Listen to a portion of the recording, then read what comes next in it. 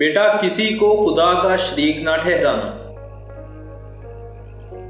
जब खलकत के पास आओ तो जुबान की निगहदाश्त करो। जो बात दुश्मन से पोशीदा रखना चाहते हो, दोस्त से भी पोशीदा रखो, मबादा वो भी किसी दिन दुश्मन हो जाए। जद्दोजहद ना करना मोहताजी का बायस होता है और मोहताजी दीन को तंग, अकल को खफीफ और मुरव्वत को ज़ायल करती है। मुसाइब से मत घबराइए, क्योंकि सितारे अंधेरे ही में चमकते हैं। हिकमत और दानाई मुफलिस को बादशाह बना देती है। कोई चीज़ तेरे नज़दीक नेमत आखिर से महबूब तर ना हो।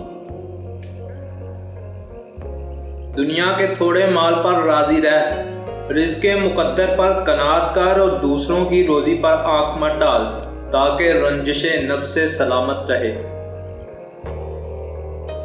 खामोशी को अपना शुआर बना, ताकि शरे ज़बान से महफूज रहे।